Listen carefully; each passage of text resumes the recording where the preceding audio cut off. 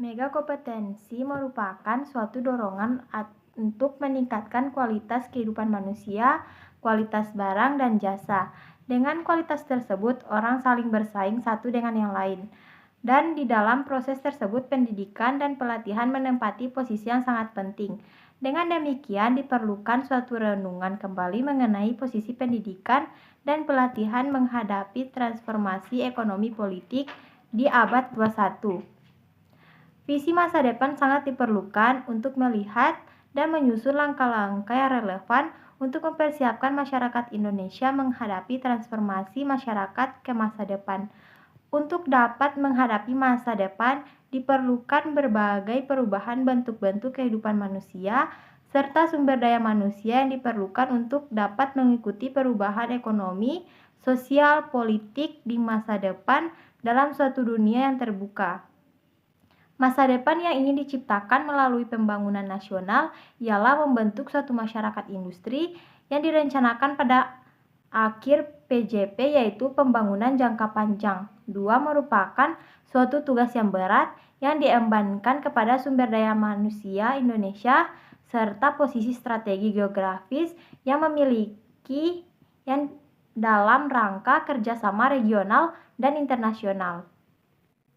Kepemimpinan abad 21. Abad 21 ditandai globalisasi. Kehidupan manusia telah mengalami perubahan fundamental yang berbeda dengan tata kehidupan dalam abad sebelumnya.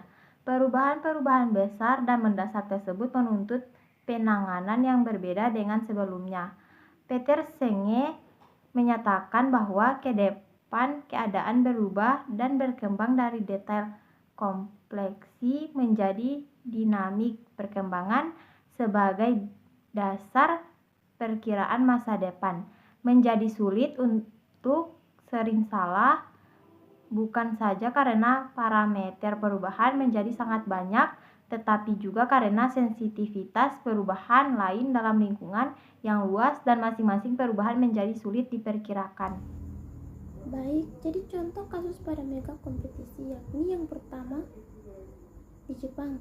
Terjadinya kemajuan pesat globalisasi dalam satu dekade terakhir yang secara implisit dan eksplisit menghadapkan perusahaan-perusahaan Jepang pada suatu mega kompetisi dalam skala global akibat turunnya nilai tukar yen, harga domestik, dan cenderung konvergen menuju harga global dan perusahaan-perusahaan lokal di Jepang dan mengalami kemampuan untuk mempengaruhi harga domestik.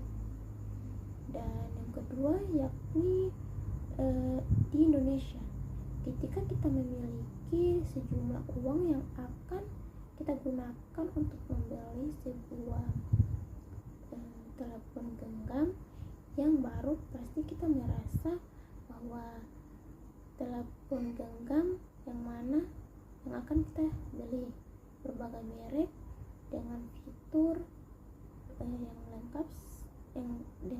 lengkap telah tersedia. Sebelum abad ke-21 hanya ada beberapa merek telepon genggam dengan fitur yang terbatas, namun harganya mahal luar biasa.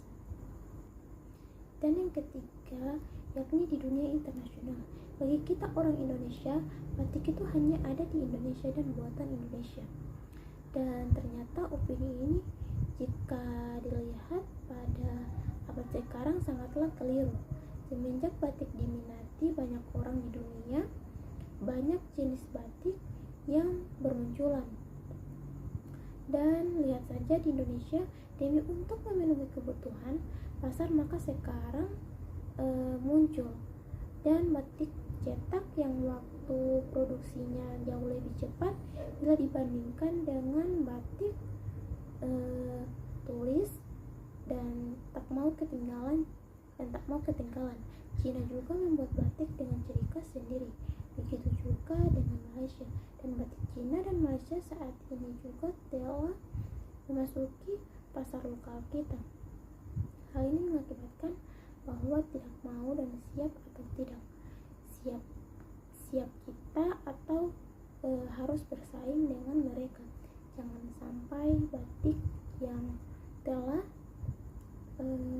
mendapatkan pengakuan dari PBB bahwa berasal dari Indonesia kalah saing dengan mereka.